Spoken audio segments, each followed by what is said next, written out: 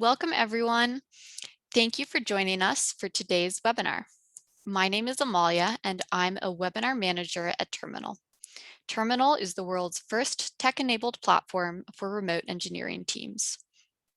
Today, we'll be presenting the State of Remote Engineering, 1,000 Engineers on How 2020 Redefined the Workplace, with Tejal Parekh, Terminal's Chief Marketing Officer, and Kerri McKinney, Global Head of Talent. This webinar is part of the Going Remote by Terminal webinar series. Going Remote by Terminal is a monthly webinar series that delivers the insights engineering and HR leaders need to build effective remote teams. So just a little bit of housekeeping before we get started. Today's webinar is scheduled to last about 1 hour. All participants will be muted to enable the speakers to present without interruption. If you have any questions during the presentation, please type them into the question box in your Zoom control panel. We'll have time to answer questions at the end of the webinar, and we'll try to get to as many as we can. We hope to make this an interactive experience for you, so there'll be moments during the webinar where we'll ask polling questions. We'll be announcing polls as we launch them. A pop-up should appear on your screen, and you'll be able to submit your answer at that time. After the webinar ends, we've also prepared a short feedback survey that will show up in your browser window. Lastly, this webinar is being recorded, and a link to the recording will be sent via email within 24 hours. So on to our agenda for the day. Today's webinar is going to start out with a quick introduction to Terminal, and next we'll be talking about our recent State of Remote Engineering survey results and what they indicate for the future of work in 2021. We'll then move into our top insights into how leaders can adapt to a changing workforce and use workforce trends to future-proof their hiring and retention tactics. Lastly, we'll leave time for questions at the end. Now, without further ado, turning the time over to our speakers, a little bit about our presenters today. Tejal is the CMO of Terminal and a veteran tech marketing executive. She's passionate about building marketplaces and leading global expansions. She brings deep domain expertise across all facets of marketing, including brand, growth, and product. Previously, she led marketing at startups such as HackerRank and Collective Health, as well as marketing leadership roles at Facebook, Google, and Salesforce. Kerri brings over 10 years of experience recruiting for high-growth startups to her role as Global Head of Talent at Terminal, where she leads a team that delivers top technical hires to companies building out their remote engineering capacity. Prior to joining Terminal, Kerri led recruitment teams at Amazon, InVision, and Indeed, where she helped the company grow from 4,000 to 8,000 in under 2 years. So Tejal, I'm going to hand things over to you to kick off our presentation. Thank you, Amalia, for the introduction. Good morning, everyone. I'm very excited to be here. Good afternoon to those of you who are on the East Coast. As Amalia mentioned, I'm the CMO at Terminal. And, before we dive into the survey results, I want to spend just a few minutes talking about Terminal and what we do and why it makes sense for us to share these results with you. So Terminal has been around for the last 3 years, and we work with fast-growing technology organizations to help them build, scale, and manage remote engineering teams. The company was founded or launched in 2017, has been funded by some of the best, most well-known VCs. And to date, we've hired more than 500 engineers. Now, as to what we do, our technology, our platform, and our services provide a simple, scalable solution to hire engineers globally. And we do this through the 4 key pillars that you see here on the slide. We use our proprietary global market insights to help our clients first determine which global market they should hire in. Our tech-led talent acquisition and our processes that we've optimized through the 500 plus hires help companies vastly accelerate their hiring. And once these engineers are hired, we help these clients or companies, we help our customers onboard the engineers as well as fully manage their ongoing employee operations. And lastly, our bespoke programming, including remote programming, helps these engineers stay engaged, upskill, and essentially retain them over the long run.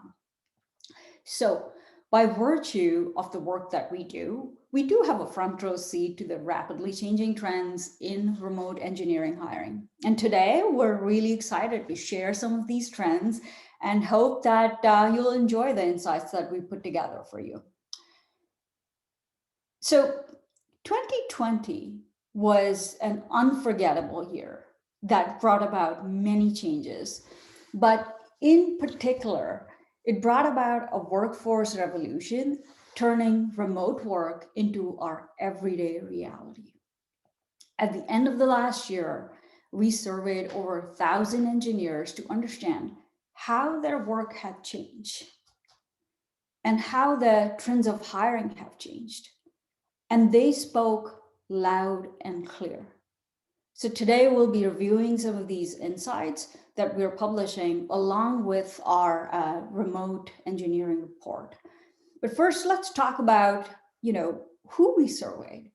To give you a sense of the survey audience, here's a quick overview of the distribution of the 1,000 plus engineers we surveyed.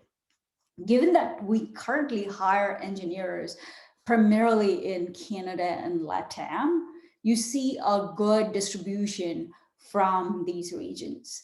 And again, not surprisingly, you see that when we talk about age distribution, most of them fall into the 24 to 40 year bracket.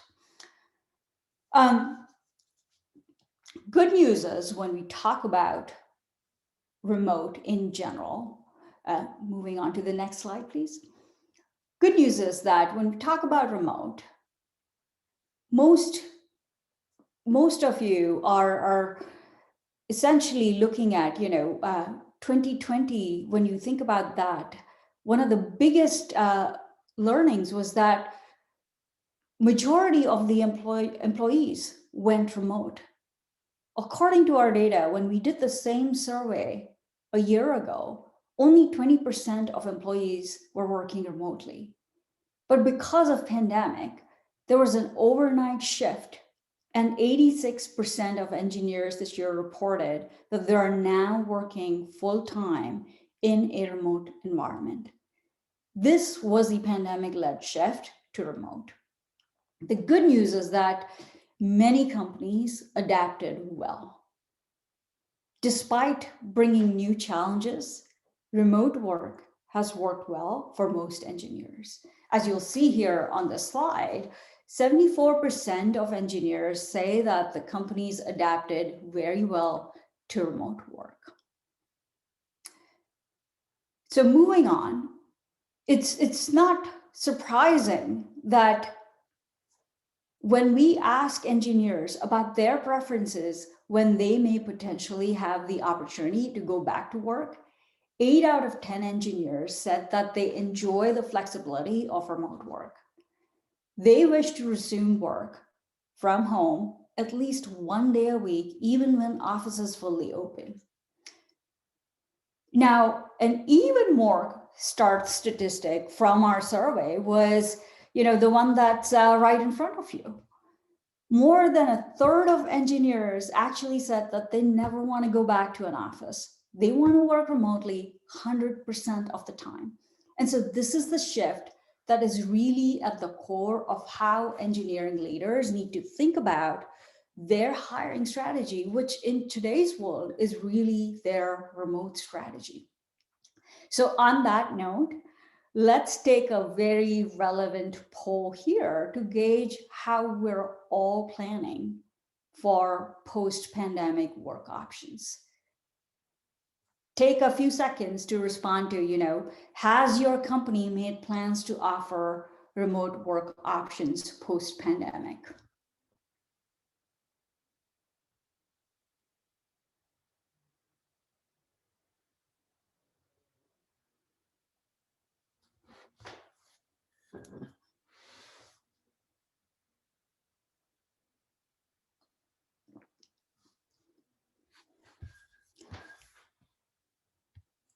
All right, so the results are in, and we're seeing that majority of the people responded with, we're considering remote work post-pandemic, but don't really have a clear plan.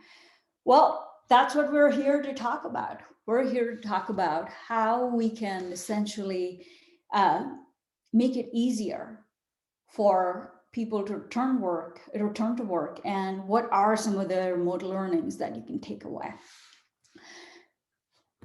So one of the biggest things that that came out of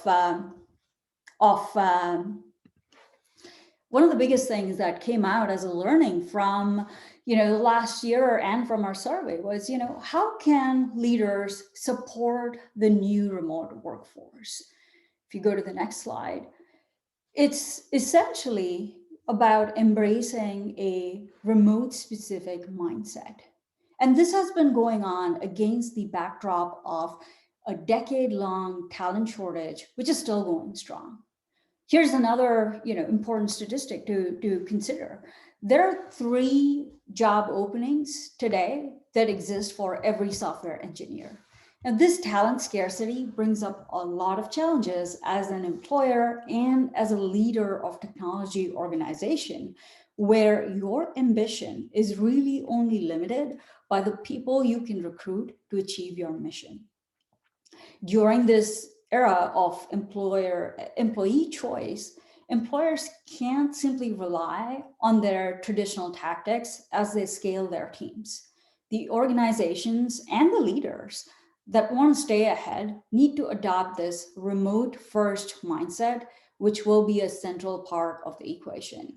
We want to show you some stats on what our engineers have said as far as specific benefits and specific programs that they like.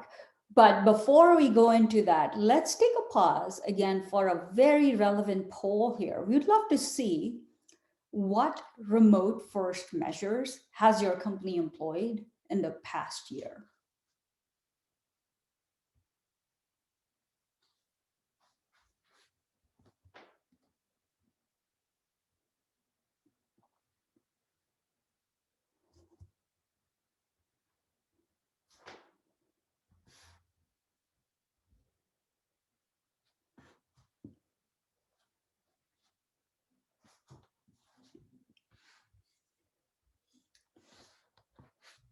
All right, so here we do have a clear winner. We're seeing that more than 50% of you responded that companies have implemented flexible working hours. This is very much in line with what employees want as well. So that's actually really reassuring to see. Before we move on though, just a quick reminder to everyone, please continue to submit your questions. We'll be answering them at the end of the talk. So as we continue the conversation, as you see the stats, feel free to submit the questions.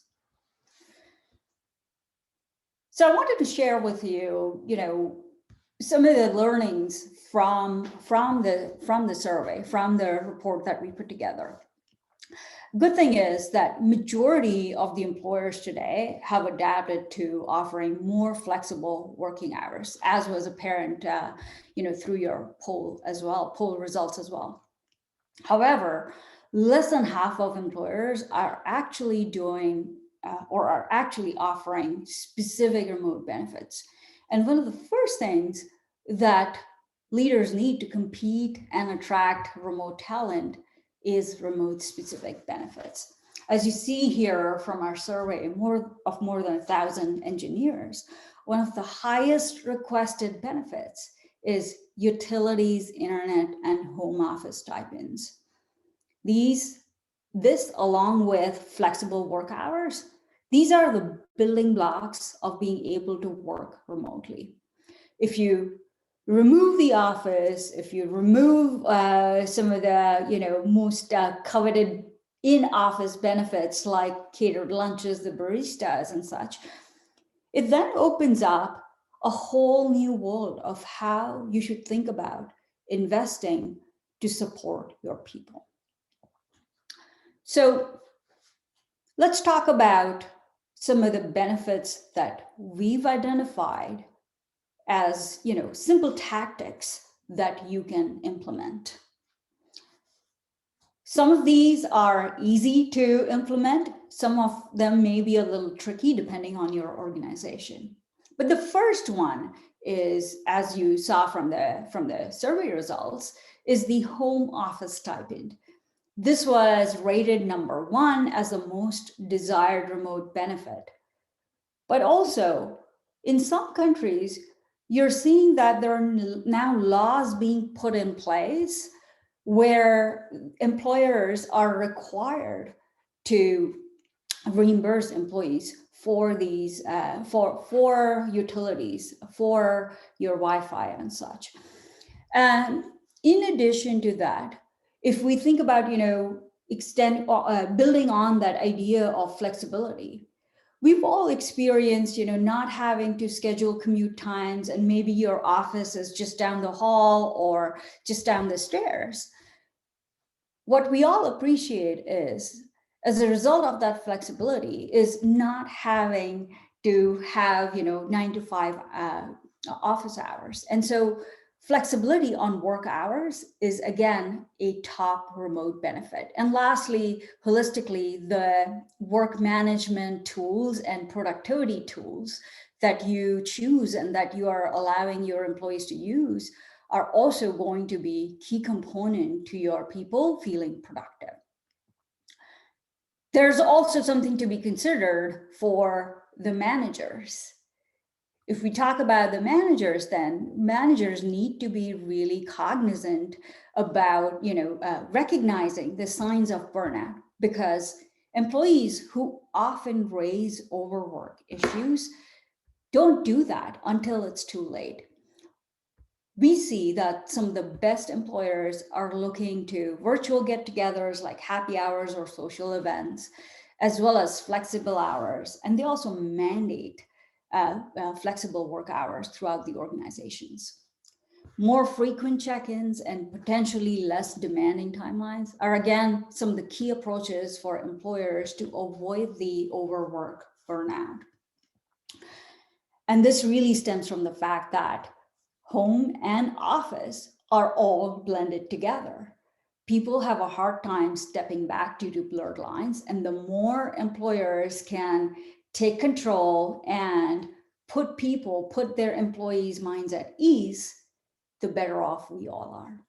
So the new remote work paradigm doesn't only change how you support your workforce, but it may profoundly affect your approach to who and where you hire. And I want to invite Kerri to talk about what impact this has on us going forward. Kerri, as a talent leader, would love your unique perspective on what dramatic shifts we can expect in 2021 and beyond. Yes, thanks, Tejal. Hi, everyone. I think we can all agree, if we're in recruiting, the U.S. talent shortage is strong, especially in engineering. And as companies work to find new sources of talent, remote gives an opportunity to go global and figure out how else you can be hiring to hire faster. I think, the acceptance of remote work, it's both an opportunity and a challenge. So when COVID hit and, a lot of companies were pushed to remote work, I think some people were a little hesitant. Some companies were really excited. But I think there are a lot of things that people didn't think of around, changing up your recruiting strategy and making sure that if you're moving from headquarters to partial remote or hybrid, what tactics are you doing to make sure your teams feel included? So as we look to increase the hiring of remote employees, it's super important that you're asking yourself, what are those best practices for remote recruiting? And I'm really excited to kind of dive into some of that today. As Tejal mentioned before, the latest numbers show that there is one job opening for every software engineer in the US. This means that employees are going to seek other opportunities if their needs aren't being met at their current company. So as the acceptance of remote work increases, there's probably going to be even more jobs that software engineers have access to. So companies and hiring teams are going to have to think, beyond just their headquarters, beyond where they've always hired, and think about where the next place is they're going to be hiring. So another good point that we discovered, candidates don't want to relocate. And I don't know if that necessarily would surprise anyone. But after we did our survey, 67% of engineers want to work for a US company, but 39% have zero interest in moving to the US. And I think the old paradigm of having, a great headquarters, like Tejal mentioned, you have the barista, you have the lunch, sometimes you have the free lunches and the snack bar. That's not going to work anymore. You're going to have to start getting creative, and you're going to have to actually have the right remote benefits, like Tejal was mentioning, to offer to the talent that you're bringing in. So when we are thinking about, going global and hiring outside of the US, there's a few different aspects to think about as you're moving into the new type of recruiting. So if you go to the next slide, I did want to point this out because I think this is really interesting. 27% of engineers claim that even if you doubled their salary, they're not moving to the US. I don't know if that surprises anyone, but I can tell you that, when my team here at Terminal, when we're reaching out to candidates, more and more companies from the US are moving to this global environment. And I think engineers are very, very adamant that they know it's going global, and they know that they don't have to relocate to find a really exciting US opportunity. So I think what this clearly shows is that more than ever, employees are in the driver's seat. Prospective candidates have options. And if you are one of those companies who is competing for the same engineer, like I'm sure many of us are, you have to be able to distinguish yourself from the rest and know how to compete against those other companies who are going to start hiring remotely. So when you start to think about how are you going to expand, first, make sure you're really focused on your company needs. You really want to understand and be incredibly thoughtful about where you're going to go look for new talent. There's multiple considerations that you need to think of. And it used to be as simple as, okay, go search 30 miles from headquarters and go, find the candidates there. But as remote work has really opened up to really anywhere, it's such a great opportunity for teams to really look at those global markets and see if it's something that makes sense for their remote recruiting strategy. It's important to ask, anytime you're moving to a remote hiring environment, it's important for any company to ask, what is really important to you in terms of the talent you want to attract? So is it operational overhead? Is it time zone alignment? Quantity versus quality? Do you want to hire just really, really fast? Or are you okay being a little bit flexible, looking for those, unicorn engineers? And then experience levels. Depending on where you go, you're going to find engineers who there may be, a talent pool where you have plenty of engineers who've worked on React for a while. But then if you go to Chile or Colombia, you're likely not going to find as many engineers there who have been working on that skill set for a while. So those are the type of things that you really want to consider when you're starting to think about hiring remotely.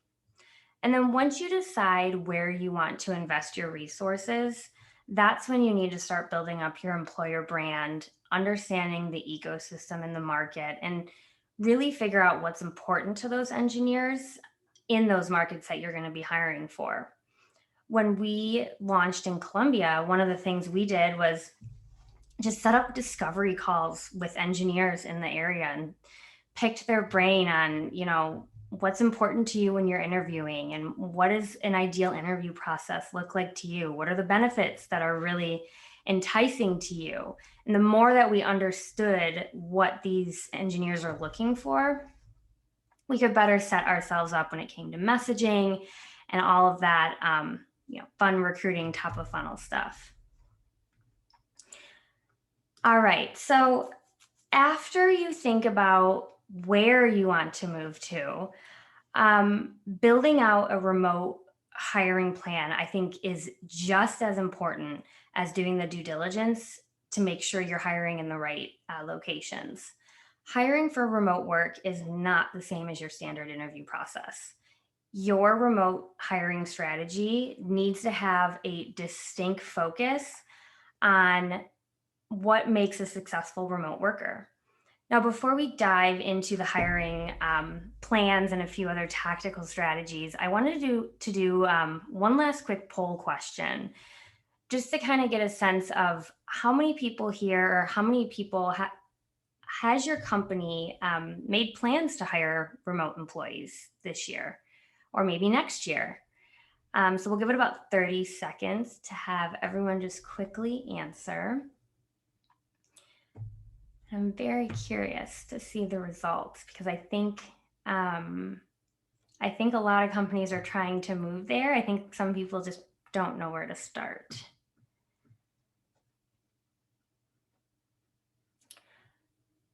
All right.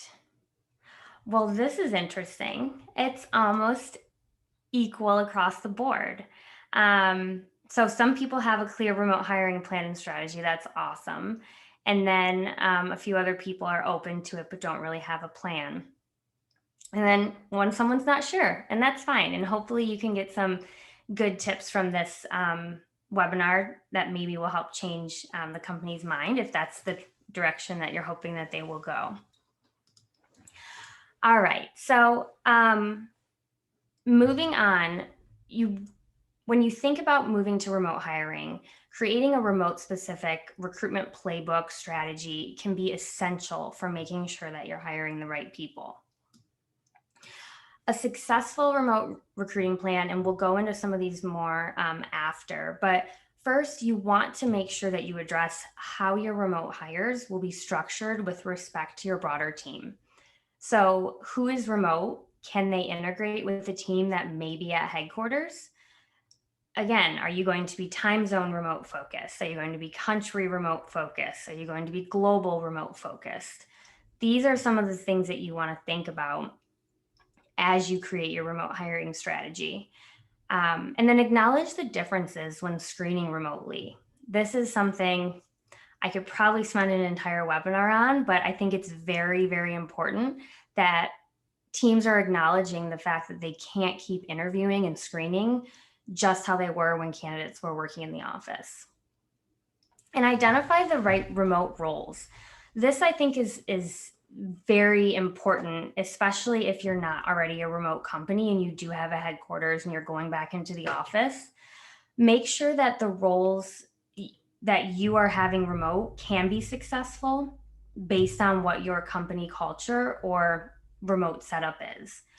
I think, everyone would probably agree that engineering is one of the functions that was not so focused on remote work before COVID.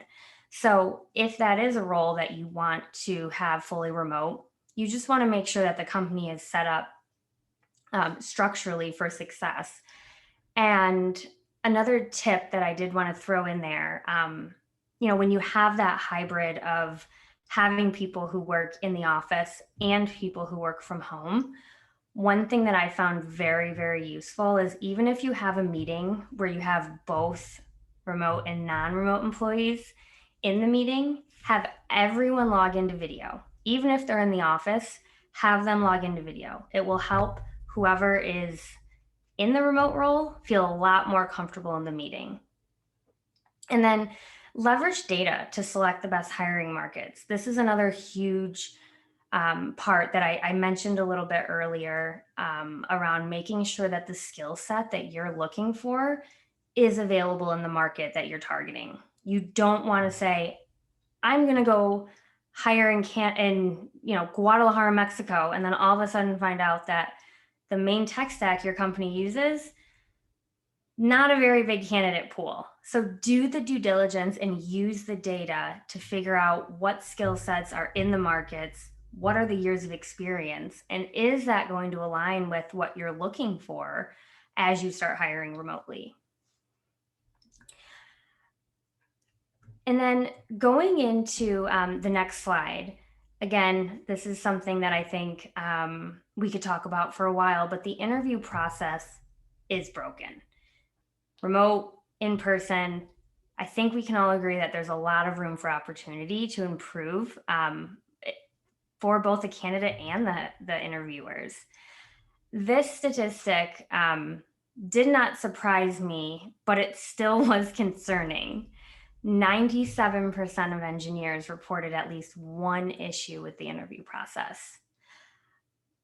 Bad interview processes will make candidates pull out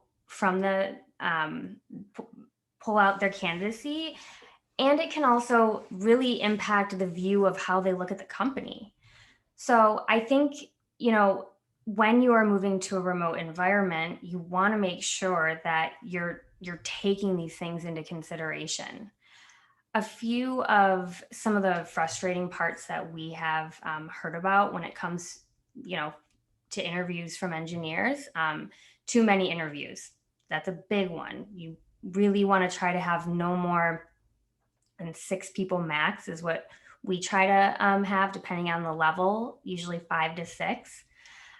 Generic interviews or people who are interviewing who just don't understand either what the role is or the technology, and then long delays. I think that is something that we continue to see and that companies are going to have to get ahead on. As engineers continue to interview and we have those job openings available to them, companies have to be quick. And you have to get that feedback out quickly. You've got to get back to the candidate quickly. So having all of this preset and structured is going to be critical to make sure you're not losing out on those new candidates. And another, I think, important thing to point out is when you're breaking into a new market, a lot of the candidates there are not going to know, they may or may not know your company. And so if you go in there and your interview process is not very great, that's not a good first impression to the engineer. So I think it's really important, like I mentioned, and I cannot stress this enough, do the due diligence before you start recruiting in a new market. One of the biggest frustrations we see in Latin America specifically is engineers there are not used to live coding whiteboard exercises. 71% of Canadian engineers said that they have had to do one, compared to just 45% of those in Latin America.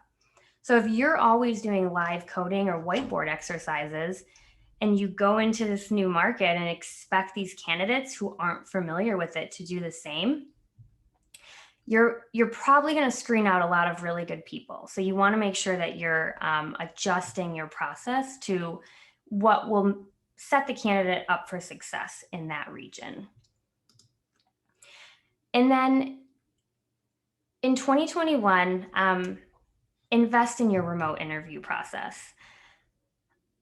I think one of the things that I really stress to my team and that we have found has been really beneficial is thinking about the new or different skills that make a candidate successful in a remote environment.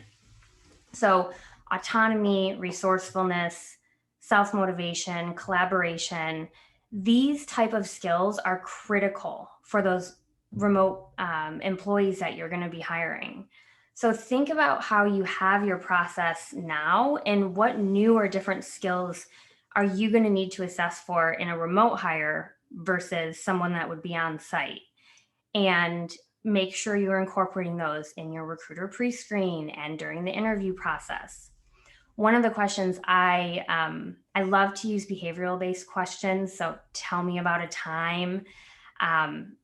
Those are really, really good about getting people to open up and showing how they can lead with minimal direction or how they work without a lot of supervision. And it kind of gives you their thought process, which can help a lot when you have those people who need to really thrive in an autonomous environment. All right. So, as we wrap up the discussion on hiring, Tejal, I know you mentioned this a little bit before, but what are some of the major takeaways that you think a business leader can really act on as their company works to remain competitive in this ever profoundly changing talent market? Thank you, Kerri. Yeah, absolutely. Before I, summarize the learnings and the key takeaways for leaders, again, just a reminder to please, ask your questions, drop them in there, and we'll be taking them post-talk. Also, another reminder for those of you that may not have seen the report yet, we just posted it in the chat as well. So take a look at the report in case you haven't seen that yet. So coming back to the, to the key takeaways, obviously we had amazing set of data that we saw and great comments as well. Weaving in, that data along with our own learnings from doing this and from hiring 500 plus engineers. Here are the key takeaways that I would summarize for both engineering leaders as well as talent leaders hiring engineers. First, to attract and retain talent, we need to build in more flexibility. This is going to be table stakes. Leaders need to show this flexibility even during the interview process. You need to show that you're an organization that understands remote work. You need to show that when work and life blend together in a remote environment, you're willing to understand that human element, that human aspect, and be a little more flexible around working hours. The second takeaway is, with remote work becoming more and more normal, leaders should really consider, widening their aperture, their location aperture when hiring. Think about the global landscape and go where the talent is. And as Kerri mentioned through a variety of examples, do your upfront research to understand, what type of engineers are clustered in different markets. Simple tactics like LinkedIn search on another company whose engineering talent you respect can really help you identify cities as well as, universities of these tech talent clusters. But do your research before you decide to go out and open up your hiring in a new market. Third one is you need to also offer competitive remote specific benefits. This is oftentimes where an area where leadership can collaborate with their HR leaders to really unpack, what kind of benefits are we providing today? What's a value that employees are getting from that? It might even help to think about this, from an engineering perspective. It might even help to think about this as a product that you're putting out there for your employees. Ask yourself, do these features, do these bells and whistles really make sense for your audience or for your employees? And the last one is, remote friendly hiring processes. Cannot stress this enough. if now is a perfect time to really, up the ante on your remote hiring process and tweak it if needed for this global market. Really think back on, as Kerri mentioned, what are the new skill sets that you would need from this remote team? You're looking for autonomy, you're looking for communication skills, you're looking for resourcefulness, and try to gauge those skill sets throughout your interview process through the relevant questions. And also, keep in mind some of the very specific, global nuances. For example, if Latin American developers are not being used to doing, live coding, if that's not the norm and you go in with, that expectation, then that might not sit so well with that market. So again, plenty of examples to work with, but really think about your remote hiring process and how you can up-level it. Well, we hope that you found these insights helpful and can use some of these as you navigate today's new hiring landscape. With that, we will open it up to Q&A. Let's, Amalia, over to you. Yeah, so thank you so much, Tejal and Kerri, for that wonderful discussion. So we are going to go ahead and take some time for questions now. As a reminder, please be sure to type your questions into the question box in your Zoom control panel. Also, if you enjoyed this talk, I encourage you to stick around until after Q&A for an opportunity to register early for our upcoming events. Okay, so I'm going to start us off. We have a few questions here.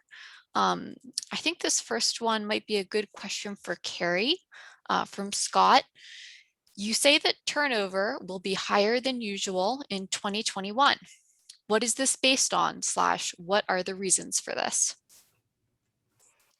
Yeah, that's a good question. So this statistic mainly came from, was geared toward engineers. And really this is because out of all your engineers out of all your employees, engineers are the ones that are most likely to leave.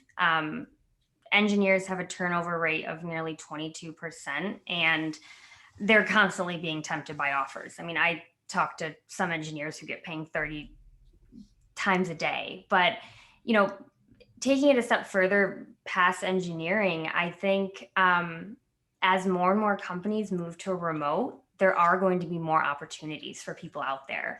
And so it's going to be natural when people see something that's like, oh, that's the perfect job for me. And before, when it wasn't remote, I would have never been able to entertain it. But now that more and more companies are moving to that remote environment, there's just going to be more opportunities for everyone in general. So I think that's also why it'll be really important for companies to invest in those remote work benefits as well to keep up with that demand. Great, thanks, Kerri. So I actually have another question for you here. Andy says, there has been a lot of talk about deciding which specific remote locations to look in.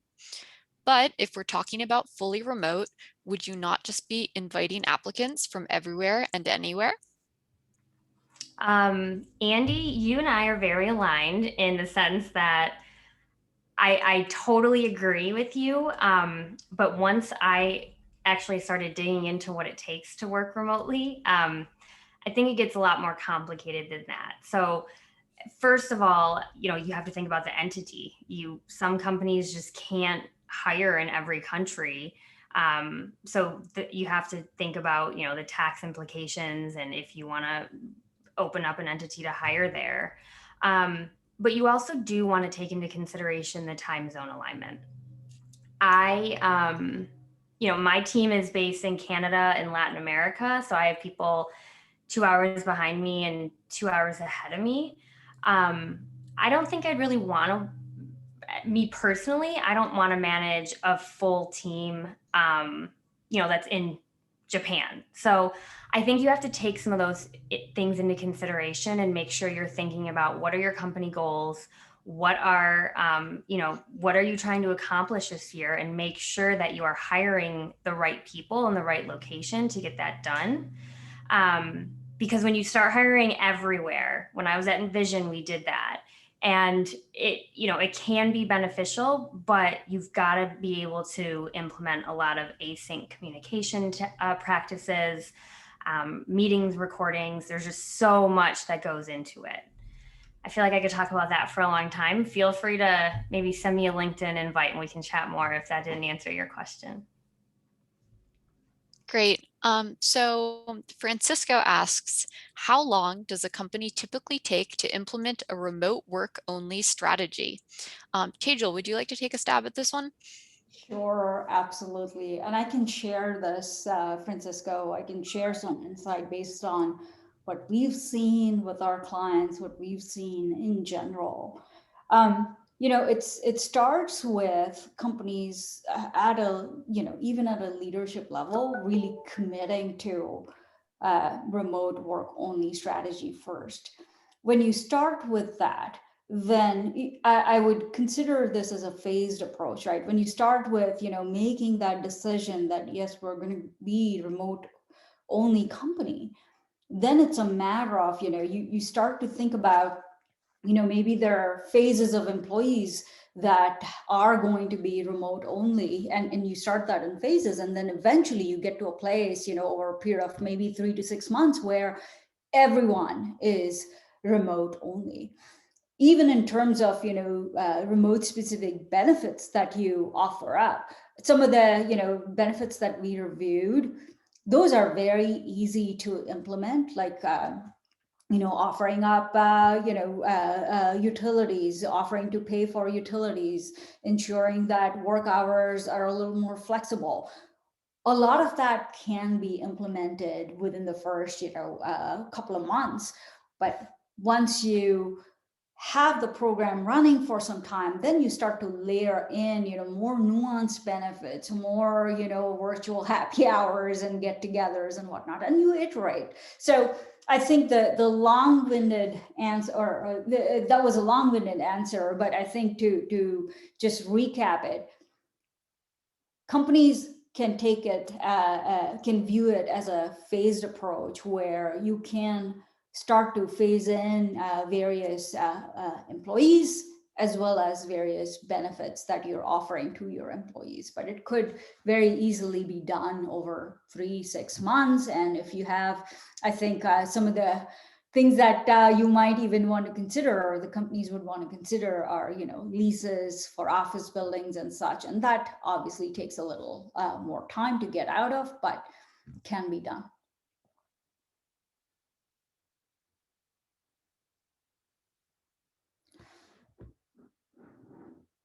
All right, so I think we have another question here. I'm just going to read that question off. That's a question from Andy. A big part of Terminal offering is to help build remote offices.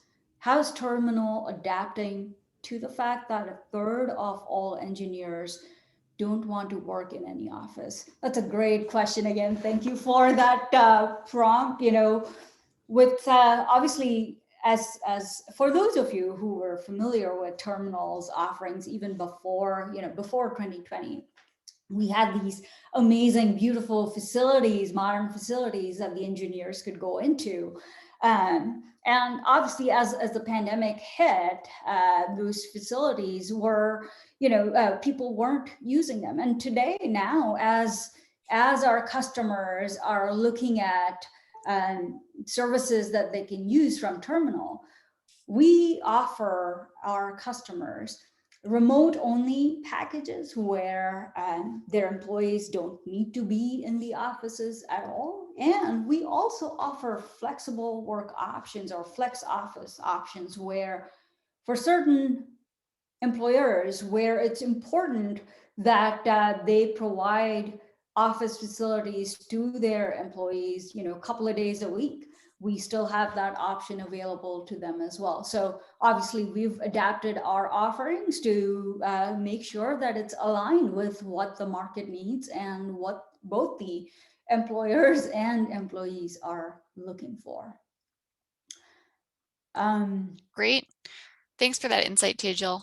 So I think we have a question from Laura here. It asks, do you have any guidance for engineers working remotely in a production or factory environment, i.e. where they are managing production staff? We want to offer remote options, but at the same time, there's a requirement for being present and available. So any thoughts on this? I think, Kerri, this might be an interesting one for you to answer. Yeah, and this again, I feel like Laura, we could talk about this like for hours. But a few high-level thoughts that come to mind. I think that the production environment is definitely one of the ones that probably aren't used to working remote the most or more than I think others. My first thought is I would train people and make sure that you set them up for success and make sure that they know how to work remotely and make sure they know what to do if they have a question and who to go to and really just kind of starting from scratch and look at how to set your employees up for success. And then at the same time, I'm guessing, and this is probably an assumption just from the question, but I think maybe having some type of schedule where you have set people who come in some days and set people who work remotely other days to make sure that you have that coverage when they are managing people. Tejal, I don't know if you have anything else that you can think of to add, but I do think that when it comes to an environment like that, Laura, it has to be structured and it has to be planned, and the expectations have to be completely laid out so that you are setting the employees up for success. Yeah, honestly, I think very much agree with you, Kerri, there in terms of given the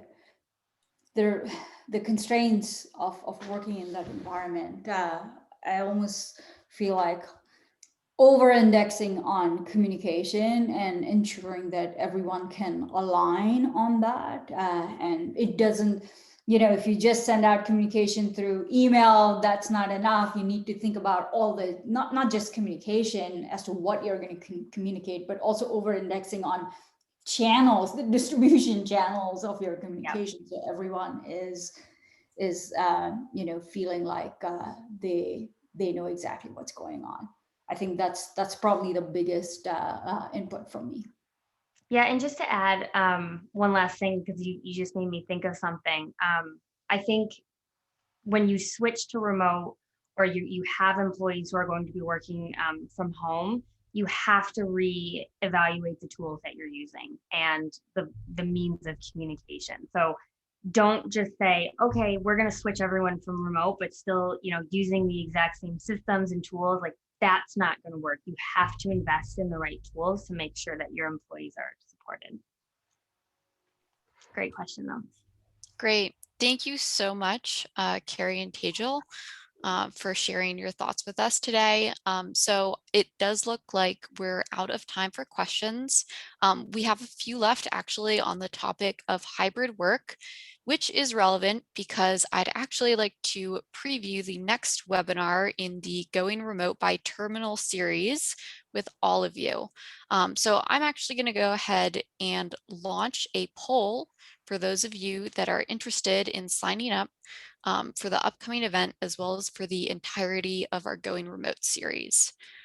So as we discussed in this webinar in 2020, we experienced the freedom and the flexibility of remote work. And as offices now look to reopening, many people are still eager to continue reaping the benefits of remote offerings. So the future is increasingly looking like a new era of hybrid work. So in our upcoming webinar, you'll hear from Range founder Daniel Pupius and Terminal co-founder Dylan Sirota on the emerging era of flexible teams and some of the most important considerations for forward-thinking leaders as workplaces transition to hybrid. So a couple of quick reminders to finish up. This webinar has been recorded and a link will be made available to participants within 24 hours over email. I'd also like to remind you to please provide your feedback in our post-webinar survey, which should show up in your browser window as you leave the call.